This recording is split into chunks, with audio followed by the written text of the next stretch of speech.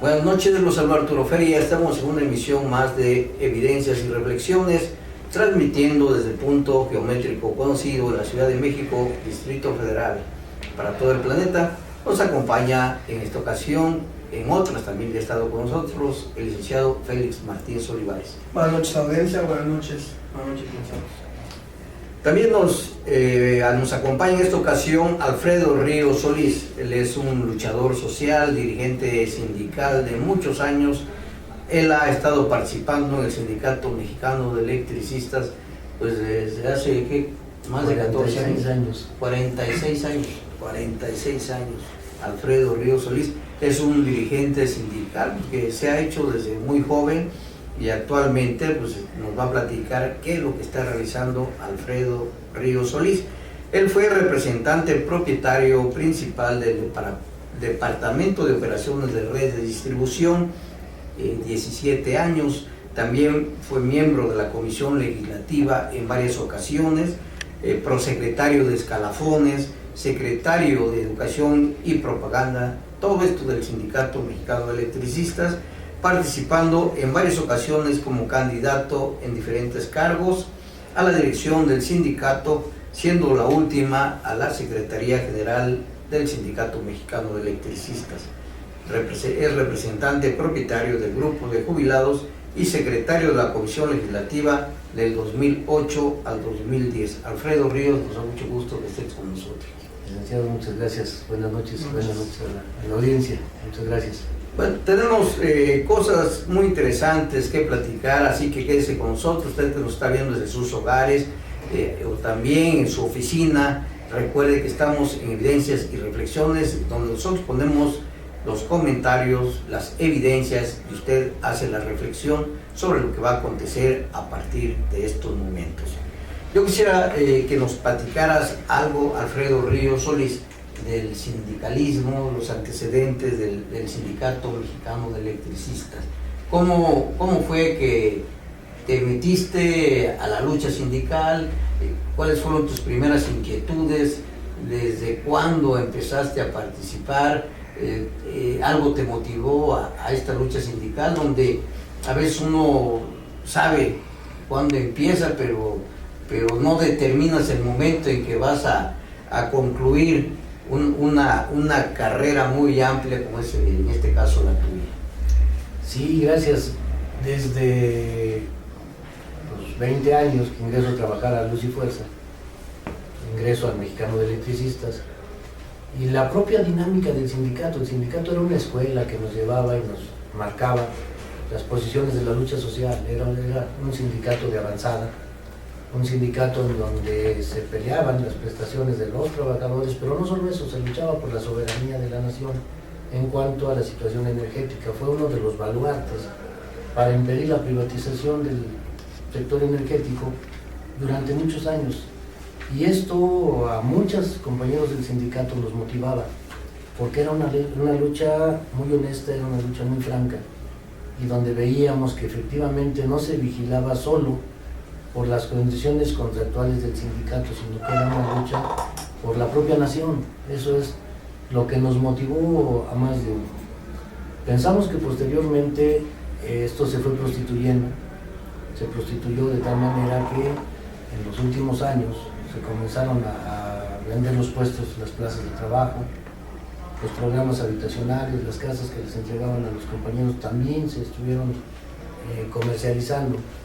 Entonces la parte del sindicato que tenía una lucha congruente, noble, la fueron prostituyendo hasta llegar a lo que hoy tenemos, hasta llegar a las condiciones en las que hoy estamos. Yo debo decirles que este maravilloso sindicato es reconocido en el mundo entero. En el mundo entero se reconoce su lucha.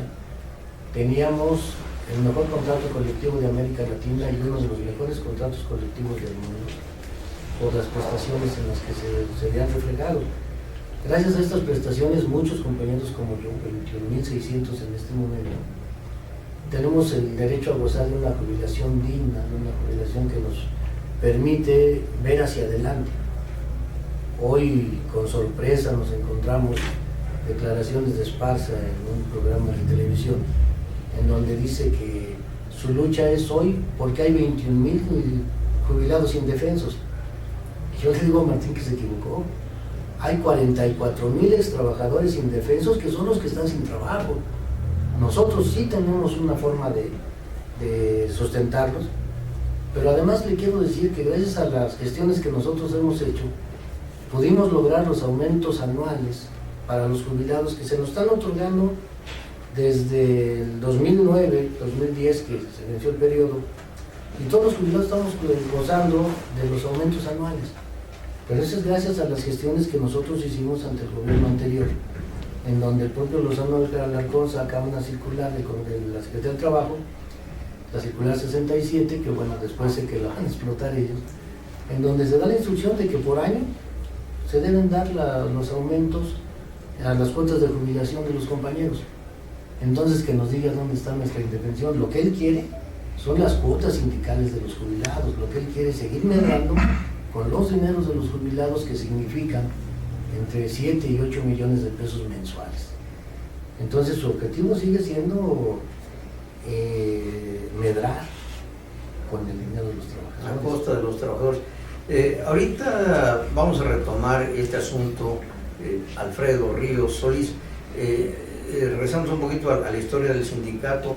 ¿Alguna relación con Francisco Pérez Ríos o con la abuela Rodríguez Alcaine? ¿Cómo se fue manejando este sindicato? No, en verdad este sindicato generalmente estuvo confrontado con el SUTEM, casi por la misma historia, porque cuando se crea Comisión Federal, se dictó como que la pena de muerte para mexicanos electricistas. ¿Por qué? Porque a Comisión Federal se le da la instrucción de electrificar todo el país y solo quedaba Luz y Fuerza del Centro representada por el Mexicano de Electricistas. Esa lucha por las zonas de trabajo, por las zonas de influencia, tuvo un desenlace, no solamente cuando el difunto Pérez Ríos comandaba un sindicato de unas siglas muy raras, SNCRDRLM, que era el Sindicato Nacional de Trabajadores Electricistas de la República Mexicana y Conexos, y el otro era el SUTEM. Hay una lucha frontal ahí, en donde el SUTEM se queda con el contrato colectivo del sindicato de Galván, y se quedan con toda zona de trabajo, y se sigue enfrentando al Mexicano de Electricistas con el SUTEM por la disputa de la zona de trabajo, que al final del camino, bueno, se mantuvo siempre en esa condición. No quiere decir con esto que fuéramos o que seamos enemigos mortales. Quiere decir que teníamos nuestros propios intereses, que eran los que estábamos defendiendo ambos sindicatos. Ellos defendían su zona de trabajo, nosotros la nuestra, y cada quien trataba de aprovechar un poco. Obviamente, el Mexicano Electricista siempre fue un sindicato de vanguardia, luchador, donde cada 2 años que había una revisión de contrato colectivo, el SUTEM esperaba a ver qué sacábamos nosotros, para él solamente firmar lo que ya habíamos sacado nosotros, ¿sí? Luego entonces no había un enfrentamiento más que en el hecho de la disputa de las zonas de trabajo, y pues cada quien tenía que incrementar su plantilla de trabajo. ¿En qué momento, Alfredo Ríos Solís, se consolida la fuerza, el reconocimiento a nivel internacional del Sindicato Mexicano Electricista? Esta es una historia muy interesante. Este sindicato nace a partir de la Revolución Mexicana. Indirectamente, quien le da vida al Mexicano Electricistas es Emiliano Zapata, que viene entrando por el sur, en el Palta, y Francisco Villa, que viene entrando en Coajimalpa.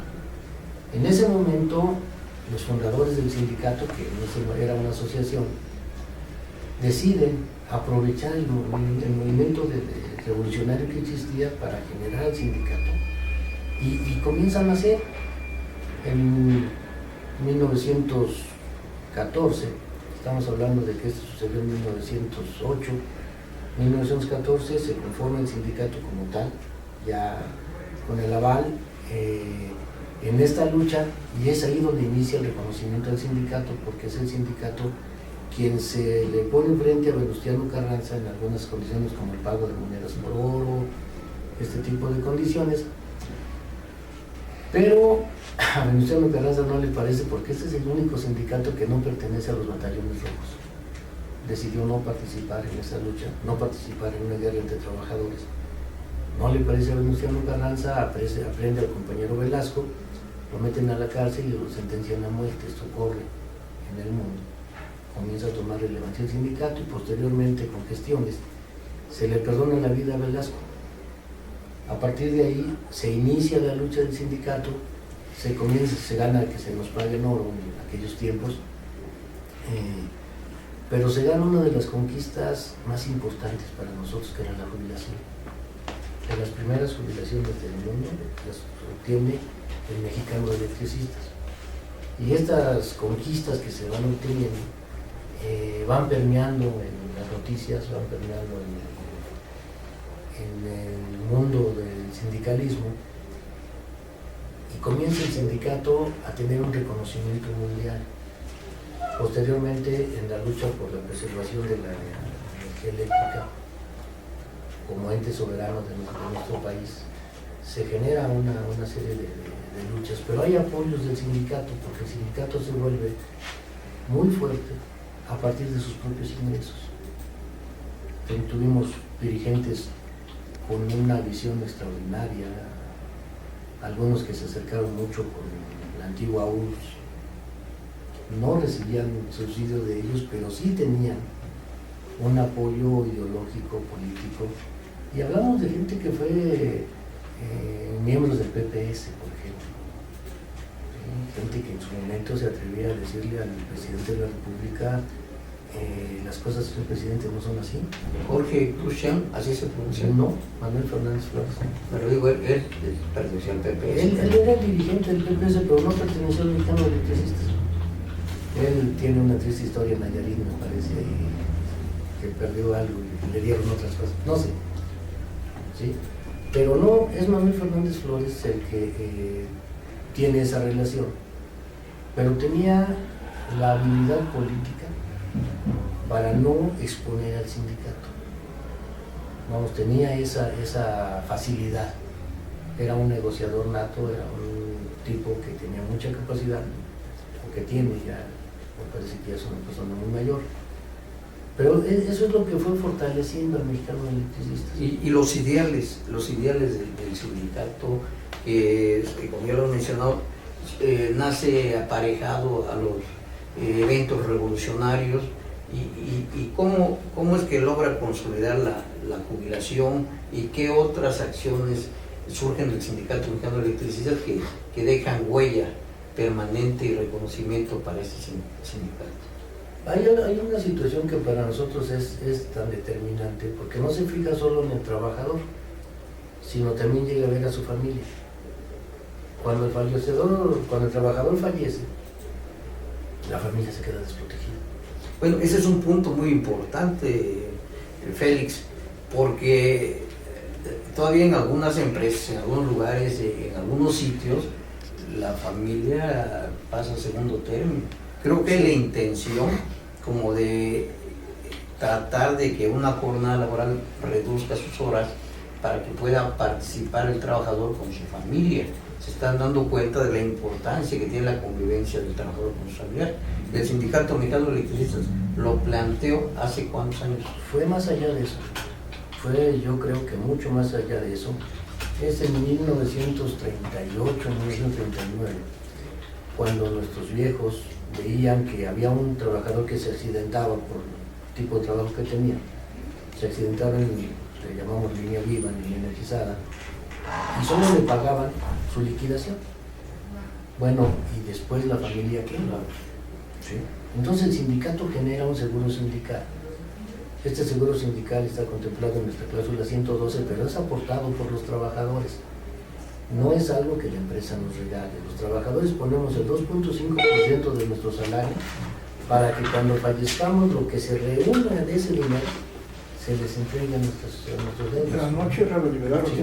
Entonces, este tipo de prestaciones que pagábamos los trabajadores le daban una seguridad, pues yo creo que importante a nuestra familia, porque no era solamente el hecho de decir, como ejemplo, te vas a llevar 10,000 pesos de la liquidación, no. te vas a llevar 10,000 pesos de liquidación más el seguro sindical, que te significan otros 10,000 pesos. ¿Por qué? Porque vas a tener este tipo de posibilidades, ¿sí? Entonces este sindicato no veía solamente por la cuestión de los derechos del trabajador, sino que permeaba hacia atrás. ¿Qué es lo que había más allá? Teníamos como prestación del propio sindicato, pues nuestros propios deportivos, nuestras condiciones de esparcimiento. En el sindicato yo tuve la suerte de ser secretario de Educación y Propaganda y hacíamos obras de teatro. Por eso les comento la entrada de Villa y de Zapata, porque hicimos una obra de teatro en donde decíamos el antes de. Todo el mundo escribía del después del surgimiento del sindicato, pero nadie tenemos idea de cómo había nacido, cómo se había dado, cómo el chairman, que era el señor Harris, tuvo la intención de hacer la asamblea, darle toda la vigencia, las vivencias que se tuvo. Entonces este sindicato tenía una participación en todos los aspectos de la vida, deportiva, social, cultural, lo que nos pudiéramos imaginar, sin perder de vista, y lo quiero dejar muy puntual, sin perder de vista la protección a la propia empresa. Siendo el Sindicato Mexicano de Electricistas un sindicato de avanzada, con ideas revolucionarias, o no sé si es adecuado el término revolucionario, sí, perfectamente. ¿Pensó en alguna ocasión en un conflicto que todavía tienen atorados los sindicatos y que se apoya mucho en la Organización Internacional del Trabajo para decir que no deben dar a conocer en qué se utilizan las cuotas sindicales? Alguna ocasión el Sindicato Mexicano de pensó decir, vamos a actuar con absoluta transparencia y decir públicamente qué hacemos con las cuotas, porque es un problema donde están colgados todos los sindicatos. Sí, este sindicato tuvo la virtud de hace muchos años, estaríamos hablando de 1980, 85, de implantar sus asambleas presupuestales. Los dirigentes tenían la obligación de rendir cuentas públicamente. Desgraciadamente, cuando se comienza a permear la corrupción en nuestra organización, esas cuentas fueron amañadas de tal manera que yo pondría como ejemplo el edificio de Insurgentes 98. El edificio de Insurgentes 98, que a los trabajadores les costó un aumento del 1.5% en nuestras cuentas sindicales. Y que si hacemos cuentas hay ahí un fraude de cientos de millones de pesos. Entonces, cuando esto se comienza a dar, nos damos cuenta que el negocio no se está llevando porque se están llevando las cuotas sindicales. Yo le pondría un ejemplo. Se hace un programa habitacional donde Luz y Fuerza dice, ok, vamos a pagarles a 200 trabajadores lo que les corresponde de cuota sindical. Y uno de los dirigentes forma una constructora y compra un terreno barato, y a los trabajadores les comienzan a entregar con préstamos de lo que era Luz y Fuerza, que es una prestación que tenemos, porque además ahorita lo comentamos, es una prestación revolvente que es de los trabajadores. Les comienza a dar el dinero a los dirigentes y entonces se entregan casas de mala calidad, incompletas, en zonas donde no hay ninguna prestación, pero esto se da en las últimas etapas, en las últimas fechas, porque el principio de esta cláusula era la más sana, que los trabajadores tuviéramos efectivamente una vivienda donde vivir decorosamente. La primera unidad que se hizo fue la de San Juan de Aragón, en donde en ese tiempo yo era peón, me tocó trabajar en San Juan de Aragón y decíamos así con ilusión, pues lo tenemos que hacer bien porque va a ser nuestra casa algún día, y así deben de hacerse las casas. Hoy cuando vemos es el mayor fraude que se ha cometido en la historia del mexicano de electricistas, como muchos, la inseguridad que hoy permea en el sindicato es brutal. ¿Dónde, en esta parte hasta donde vamos, dónde se desvía la autenticidad del liderazgo? Sabemos que estamos conformados por emociones, somos seres humanos, pero ¿será que lo revolucionario se acaba cuando empieza a llegar el poder a nuestras manos? La ideología. Tenemos la ideología, los principios, ¿no? Tenemos un dicho de un exsecretario general fallecido ya, descanse en paz, Jorge Torres Ordóñez, que él decía, cuando este sindicato tenga dinero, se acabó. ¿Por qué? Porque el dinero es el motivo del diablo, decía él. Y cuando a este dirigente que dicen que tenemos, se le ocurre aumentar la cuota sindical del 1.5 al 3%, en ese momento comenzó a sentir que había más dinero del que se había imaginado en su vida, independientemente de los negocios que ya tenían, independientemente de los gallos y los caballos y de todo lo que se ha dicho. ¿Sí? Félix, Pues sí, yo creo que el bosquejo histórico bastante interesante. y con muchas y nombres. No, y además algo que no en cualquier momento lo podemos escuchar o conocer. Claro, y vemos que una institución sindical emanada más de la Revolución Mexicana, porque finalmente tiene su origen, pero creo que con el término de los tiempos totalmente politizada, el sindicato totalmente politizado con esas prácticas que acabas de mencionar, compañero Alfredo, de cómo empieza la serie de corrupciones, ¿no? Como está en todos los sindicatos. Yo creo que la autonomía de un sindicato puede ser uno de sus mayores riesgos para la organización, porque es la que te permite tener autoridad sobre tu propia forma, sobre tus propios estándares de organización, pero también es la que no te permite de alguna manera transparentar los procesos, no nada más los procesos financieros, los procesos de elecciones de líderes, de secretaría, de carteras diferentes, ¿no?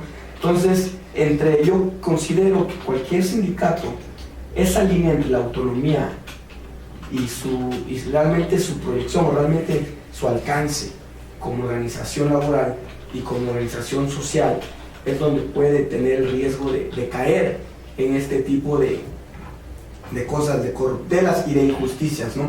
Porque finalmente yo creo que la prioridad de un sindicato es la familia del trabajador, porque al final de cuentas se pone en riesgo físico, en este caso de este sindicato en específico, como los sindicatos mineros, ese tipo que tienen el riesgo físico, y el riesgo físico. Eres un sindicato revolucionario, pero creo yo que entre estas libertades al interior y estos pocos brazos al exterior, con la relación con el gobierno, en la relación con las leyes, con los distintos poderes del país, es donde pierde el sindicato el sentido de qué se hace. O transparentamos y decimos lo que está pasando, o mantenemos nuestra autonomía, pero con el costo político y laboral de este tipo de corruptelas, ¿no? De que hay tanto gente que no tiene jubilación ahorita, hay muchos que sí tienen. En fin, yo creo que cualquier sindicato tiene unos problemas muy similares, licenciado. Algunos tienen grandes relaciones con las cúpulas, que son las que nos mantienen protegidos. Otros, bueno, los que están al interior, los que son de lucha, pues son los que menos escuchan, ¿no? Son los que menos se les toma en cuenta. Pero son los que saben la historia, los que saben el trabajo, los que saben realmente cuál es la historia y aparte el problema real al interior de los sindicatos. Sí, y perdón, es cuando estos dirigentes se coluden con la administración. Cuando se coluden con la administración y comienzan a recibir prebendas. Nosotros sostuvimos mucho tiempo que el anterior director de Luz y Fuerza, Jorge Gutiérrez Vera, era socio de Martín Esparza.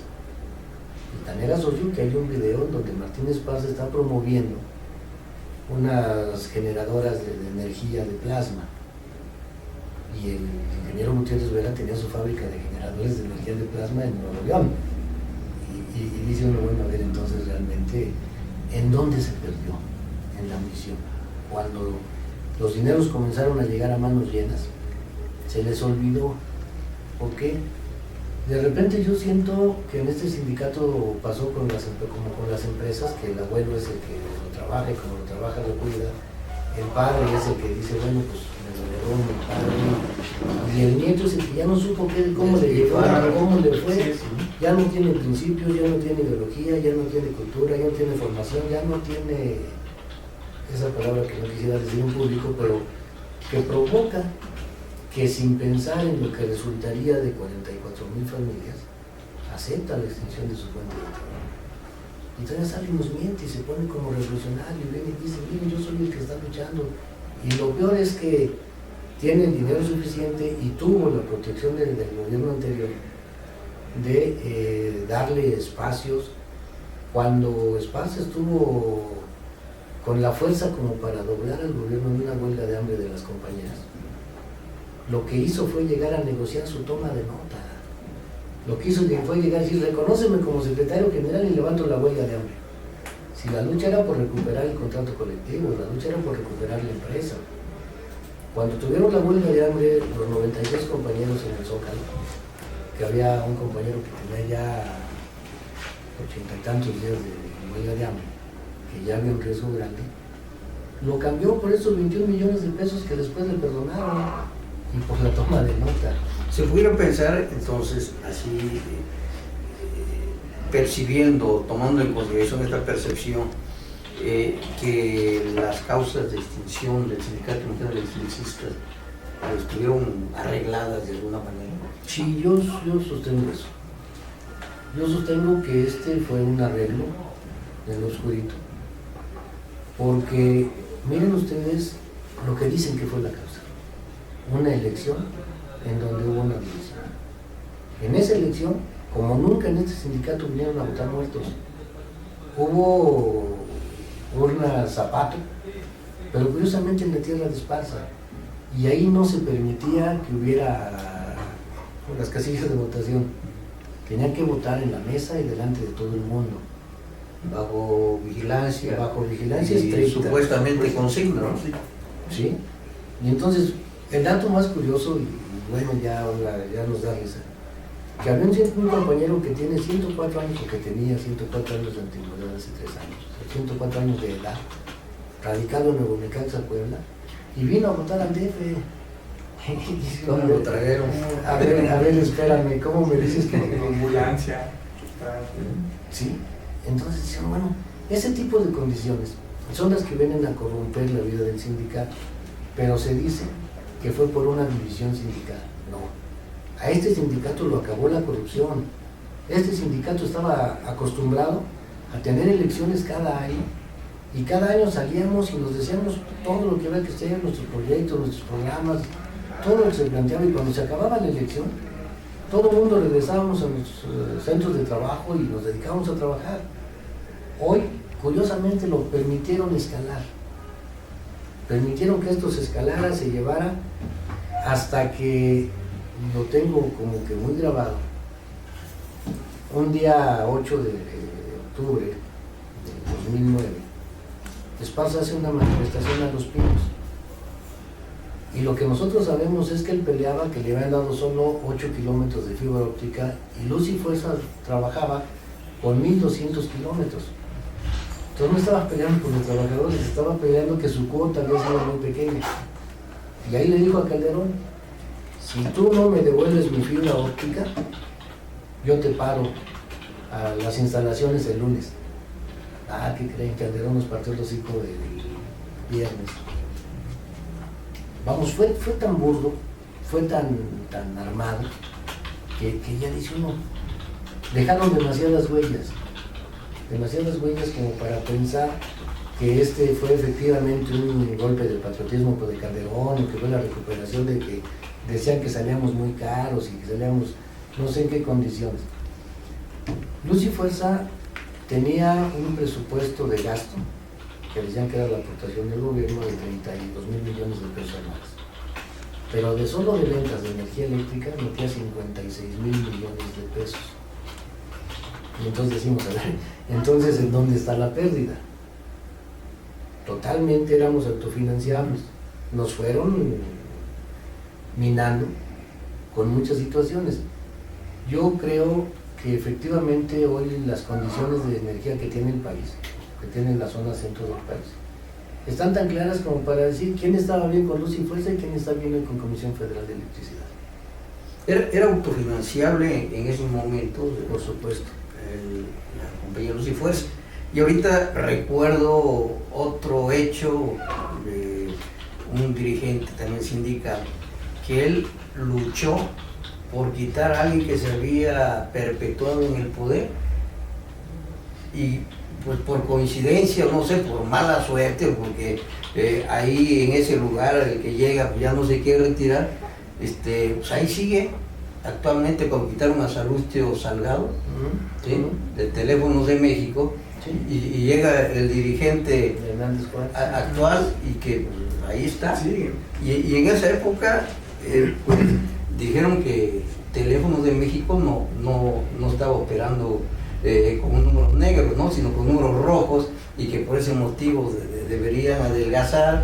Se adelgazó, se despidieron a muchos trabajadores y ya luego se vende, Sí, finalmente se privatiza. se privatiza. Y ahora es una empresa exitosa. ¿Quién sabe qué tan exitoso sea Teléfonos de México a partir de lo que hace es tener filiales? El sindicato de telefonistas hoy es de los más disminuidos, pero sí sabemos que son socios de Teléfonos de México. Cuando se liquidan teléfonos, al actual dirigente le dan una participación. Sí, finalmente queda en dividendos, ¿no? Para todas las partes. Sí. En lugar de obtener las cuotas, el dinero de las cuotas sindicales, se obtienen los ingresos de la sección, de las fracciones, de los dividendos, de las acciones, ¿no? Así es. ¿Qué también hubiera sido que en el sindicato, bueno, en el extinta Luz y Fuerza, así se hubiera operado? Digamos, no una extinción como tal, sino que quizás hubiera fraguado algún método, como Telmex. En este caso, con Luz y Fuerza, hubiera sido viable, hubieran disminuido las 44,000 familias, o en qué condiciones estarían. 44,000 trabajadores, ¿no? Son familias. Familias, bueno, sí. Sí. Al final del camino, Responsable, sí. él era la cabeza de familia. A mí me parece que cualquier fórmula hubiera sido discutida y quizá aprobada. Pero lo que yo creo es que cuando se acuerda entre Esparza y Calderón y Lozano, la extinción de Luz y Fuerza no era la extinción de Luz y Fuerza, era la privatización de la energía. O sea, fue mucho más allá. No perjudicaron solo 44,000 familias, perjudicaron al pueblo de México, que ese es el fondo de este conflicto. Faltó negociación o habilidad política, en este caso del Martín Esparza. Yo creo que sobró ambición. Estaba ya tan corrompido, tan dentro. Por eso pudo haber sido una salida. Pues sí. ¿Saben qué? Pues privaticen, pero los trabajadores mantienen su fuente de empleo. Sí, se hubiera mantenido el contrato colectivo, ¿no? Sí, el pretexto era justo el contrato colectivo. El pretexto que decían es que era un contrato colectivo muy caro. Pero nunca se detuvieron a pensar que los trabajadores aportábamos para nuestro programa habitacional, que era un fondo revolvente, que salía de nuestras contrataciones. Nunca se pusieron a pensar que nuestro seguro sindical lo pagábamos los trabajadores, que los trabajadores aportábamos para el fondo de jubilaciones, que es nuestra cláusula 64. Y sin embargo sí comenzaron a decir, es que salen muy caros, tienen unas prestaciones muy altas y se jubilan muy jóvenes. Pero aquí habría que valorar el hecho de mis compañeros que trabajaban en línea viva. ¿Por qué? Porque el estrés del trabajo va minando la salud de todo el mundo. Entonces no es lo mismo alguien que está sentadito en la oficina y con todos los riesgos que pueda tener, a alguien que se sube al poste, que está trabajando, que se sube a las torres a 50 metros de altura, 46 metros de altura, en donde realmente se tiene un riesgo por estrés, hay una salud, hay una enfermedad ahí laboral que también había que haber visto. El sindicato fue pionero en las enfermedades laborales. ¿Sí? ¿Por qué? Porque veía más allá. A mí me parece que justamente, y alguna vez lo comenté en un centro de trabajo, yo decía, para que a este sindicato lo puedan vencer, tiene que haber un traidor en el interior. Porque es tan fuerte y está tan cobijado por todas las organizaciones que no es posible que lo derroten. Pero como el caballo de Troya, le metieron al enemigo adentro y ahí fue donde comenzaron, ¿cómo? A corromper a los compañeros. ¿Quieres un ascenso? Te cuesta un centavo. ¿Quieres una planta? Te cuesta un centavo. ¿Quieres meterlo a trabajar? Te cuesta un centavo. ¿Te quieres jubilar con un puesto superior? Te cuesta un centavo. Entonces fue corrompiendo. Y toda esa base social, esa base de ideales, de principios que teníamos en los jubilados, pues, o en esos tiempos, se fue corrompiendo de tal manera que llegó el momento en que ya solo se pensaba en cuánto tengo que pagar para tener una prestación. Y esto de la corrupción, reitero, será un ciclo natural de cuando se llega al poder. Yo creo que... ¿O habrá alguien que se escape de tener el poder y actuar con principios? Sí, ya debe haber. Yo la verdad, yo sí creo, debe haber, pero son muy pocos. Yo esperaría, porque a veces la corrupción no solo es económica, la corrupción es el poder en sí. ¿Sí? Y lo que trae el poder en sí es todo ese juego de valores que hay alrededor de él. Porque aquí tendríamos que ver quién es más corrupto. Y aquí este señor es las dos partes. El que roba los dineros de los trabajadores o el que roba los principios de los trabajadores. Porque al robar los principios está destruyendo el sindicalismo, ¿no? Si analizamos bien, el golpe que le dieron al sindicato no se quedó solo en el sindicato. Fue una demostración de fuerza para todos los sindicatos. Fue una demostración de decir, ya le pegaron al hermano mayor, ¿quién sigue? Yo ahorita que dijo Alfredo Ríos, ¿quién será? ¿Cuál fue el término más malo? El que roba los principios, roba el dinero. ¿Quién es más corrupto? ¿Quién más corrupto? Yo diría, ¿quién causa más daño? Pues sí, finalmente... Para mí causa más daño el que le arrebata los principios a los trabajadores. Pues una gente con principios todavía le queda el anhelo de lucha, ¿no? La confianza en él, ¿no? El deseo de quitarse el dinero, pero yo voy a continuar. Pero ya cuando te arrebatan los principios, sí, cuando te van manipulando de tal forma que llegas a un momento en que te convences de que no puedes hacer nada, pues hasta ahí llegas. Sí, yo estoy convencido de que efectivamente ese fue el mayor crimen que se cometió. Pero después, cuando liquidan a nuestros compañeros, cuando los extinguen, viene un crimen mayor del Estado. Se generan condiciones y se dice que nadie puede contratar trabajadores de Luz y Fuerza.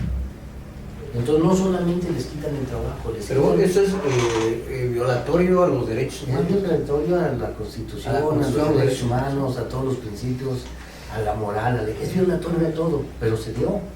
Sí, ahí, vaya invitado Alfredo Ríos, platícanos, ¿qué pasa en esa etapa de cuando está el proceso reciente de esta extinción?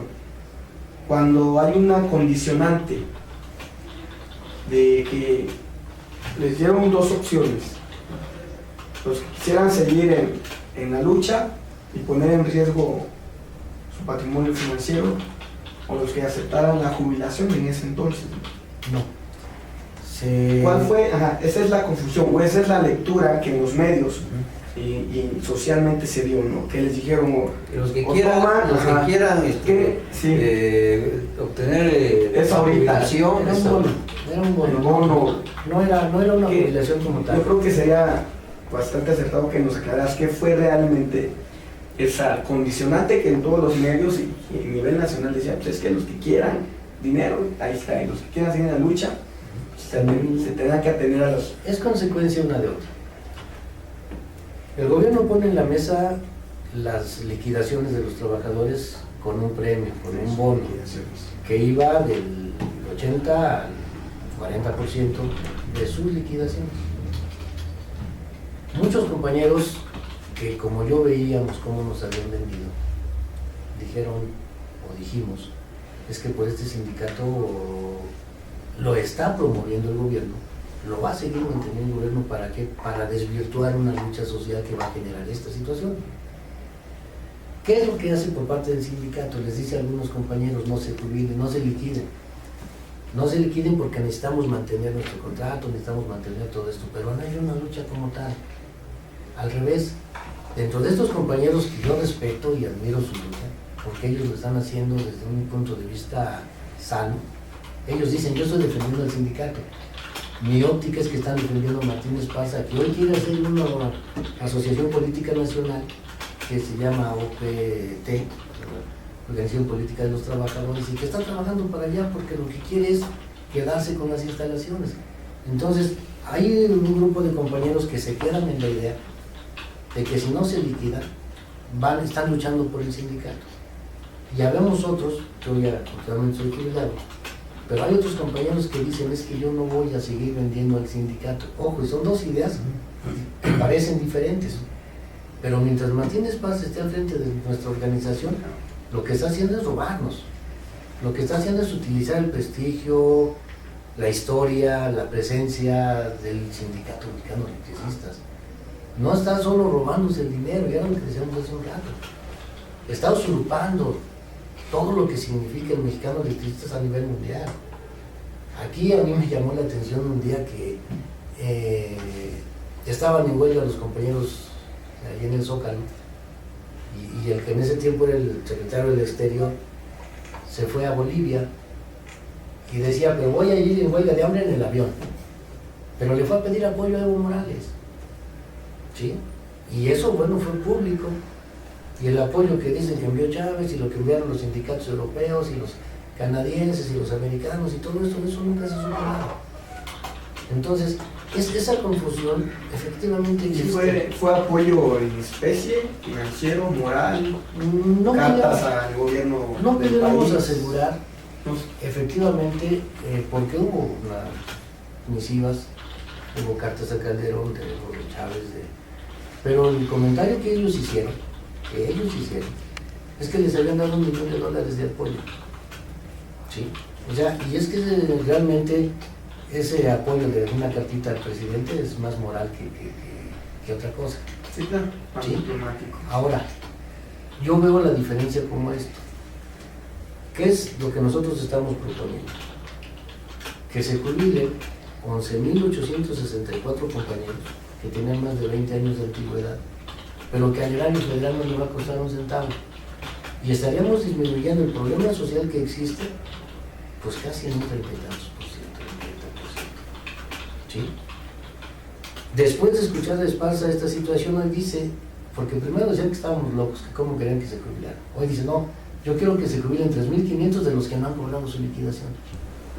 Pero la liquidación de mis compañeros después de la decisión de la Suprema Corte, es que ahí están sus liquidaciones. Es que ahí está ya toda esta situación, y hoy nos dicen es que tenemos que liquidar el contrato colectivo. No, espera. Somos 22.000 jubilados que tenemos una relación administrativa con compañía de luz o con Luz y Fuerza del centro que está en liquidación. Porque tenemos que valorar, extinguieron a Luz y Fuerza, pero no la han liquidado. Luz y Fuerza sigue en liquidación. Y prueba de ello somos los jubilados que por decreto tenemos asegurado que nos paguen nuestras catorcenas y preserven nuestros derechos contractuales. ¿Sí? Entonces, esa es la diferencia. Él hoy ve que tiene oportunidad de decir, pues aquí hay más dinero, le metimos mano. No está viendo la solución del problema. Nosotros decimos, sí, tenemos que buscar cómo promover trabajo para nuestros compañeros, pero un trabajo digno. No vamos a lograr tener o rescatar el contrato colectivo como lo teníamos, no existe esa posibilidad, pero hagamos algo para que ellos tengan también la certeza de que van a tener un futuro. ¿Sí? Porque aquí de lo que estamos hablando es del futuro de los compañeros. ¿Qué es lo que les podemos ofrecer para mañana? Hoy te daría yo la seguridad de que podemos conseguirte un trabajo, pero este trabajo, qué dignidad, qué presencia, qué posibilidad va a tener para que tengas un futuro digno. Bueno, esa es la diferencia. Nosotros hablamos de rescatar un trabajo para los 44,000. Y este trabajo pudiera ser a partir de cooperativas, pudiera ser a partir de integrarse en módulos de productivos, pues. Fíjate que esa era mi siguiente reflexión y mi siguiente pregunta. ¿Cuál es hoy? Hoy es 4 de abril de 2013. A hoy, ¿cuál es la situación real, jurídica, legal? No podemos decir laboral porque no se puede contratar 44,000 trabajadores, pero ¿cuál es la situación al día de hoy de estas 44,000 familias o de estos 44,000 trabajadores, la situación legal conforme a lo sucedido y conforme a sus derechos de retiro? ¿Cuál es? A partir de la resolución de la Suprema Corte de Justicia, se determina la terminación de la relación laboral y colectiva. En ese momento, los que cobraron su indemnización y los que no, están iguales. ¿Por qué? Porque ya la Suprema Corte determinó la terminación de la relación laboral. Podemos discutir que hay violaciones a derechos humanos, que hay violaciones constitucionales, que hay muchas cosas, que las hay, ¿sí? Pero ya está, ya es un caso juzgado en el máximo tribunal. Sí, hay un fallo. ¿Sí? Se dice, es que hoy todavía tenemos una demanda por despido injustificado, por patrón sustituto. Perdón, ya dictaminó la Suprema Corte que eso ya no existe. ¿Qué queda, según las declaraciones del propio Esparza y de sus gentes? Que van a ir a discutir a la OIT, porque sí hay una violación flagrante, ¿sí? Pero nosotros también queremos decir que tenemos una queja en la OIT desde el 2011, en donde decimos que Calderón saque las manos, que Calderón saque las manos. ¿Y por qué le da a alguien que no es trabajador, que no tiene una empresa, le da la dirigencia del Mexicano de Electricistas? Decían, es que está sub judice, no, pero ninguna ley, ni la propia Constitución, puede estar sobre las leyes internas del sindicato, porque de eso hablábamos, de autonomía, Sí, de claro. independencia. Es ahí donde está. ¿Sí? Y el sindicato dice que hay 4 tipos de miembros del sindicato, que es los miembros activos, que son los trabajadores, y los jubilados, que son los socios comisionados y que son los trabajadores en receso. Y los trabajadores en receso son los que no están trabajando, que fueron trabajadores alguna vez y que no están trabajando, y esos no tienen derecho a votar ni a ser votados. Ese es el caso de Esparza y de toda la gente que está con él. Pues entonces, hasta hoy pues no se ve claro entonces alguna resolución para esos 44,000 trabajadores, porque dentro del país se dice que a nivel de la Constitución, internamente nada está a nivel de la Constitución política de los Estados Unidos mexicanos, solamente está a nivel de algún tratado internacional en el cual México haya suscrito el convenio, o después de que haya un fallo, por el Senado. así es, y después de que haya un fallo por la Suprema Corte del país, lo que te queda es ir a las instancias internacionales jurídicas a las que México esté en convenio para resolver el fallo, o sea, a favor o en contra, en contra de la persona o de las personas que están agraviadas. En este caso, pues, si hay un antecedente ya en la Organización Internacional de los Trabajadores, pues se ve complicado, ¿no?, el panorama para esos 44,000 familias. Ahora, en relación a estos 44,000 trabajadores, ¿habría la posibilidad, Alfredo Ríos Solís, de que fueran utilizados en el mantenimiento de la red eléctrica? Sí. Hemos sabido que pues, no se le ha dado el mantenimiento adecuado. Sí, y perdón que puntualice solamente esta situación. En la OIT no está en entredicho el trabajo de los 44,000 compañeros. Sí, ¿no? Está en entredicho la representatividad de Martín Esparza. Sí. Él está diciendo, yo soy el representante y por eso abogo por los compañeros que están en esto. O sea, esa es una trampa en la que han metido a los compañeros en el hecho de decir, ya estamos peleando en la OIT, sí, pero ¿qué estás peleando en la OIT? Sí, estando él no trasciende ninguna queja, ¿no? Claro, claro, y entonces Ya no hay representatividad. Sí, ya no hay representatividad. nos quedan en una El espacio, total de porque hay la lucha. Sí. Sí existe la posibilidad no solo de que se pudieran contratar a nuestros compañeros, que esa es una de las situaciones, pero estamos conscientes que no hay una empresa de ninguna en México que pueda decir yo voy a contratar a los 44,000, ni a los 16,000, ni a los 13,000. Entonces tenemos que buscar alternativas, y esa alternativa es decir, bueno, a ver, tenemos 44,000, ¿y qué pasa si jubilamos 11,000? Ya disminuye. Ya tenemos trabajando en Comisión Federal 3,000. ¿Sí? Hay compañeros que han recibido ya o han tenido la oportunidad de tener sus negocios. Vamos, lo que nosotros hemos hecho ha sido buscar la posibilidad de que tengan un trabajo digno. Y decimos, este hermoso sindicato puede seguir subsistiendo y tendrá que seguir subsistiendo porque los jubilados somos miembros activos, porque tenemos una relación administrativa con el SAE, con Luz y Fuerza en liquidación, y porque no pueden liquidar el contrato. Pero también tenemos posibilidades de que con nuestras capacidades, generando cooperativas, puedan tener un trabajo digno. ¿Sí? Y es a partir de ahí de lo que estamos jugando, decir, bueno, a ver, no queremos generar empresas privadas, queremos que los trabajadores sean los dueños de sus empresas y por eso formamos cooperativas.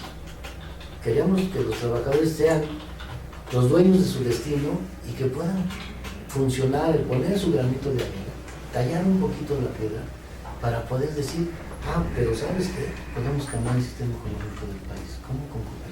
Sí, claro, una opción real es poner un negocio, ¿no? Claro. Buscar el financiamiento. Además, si esas cooperativas pudieran generarse material o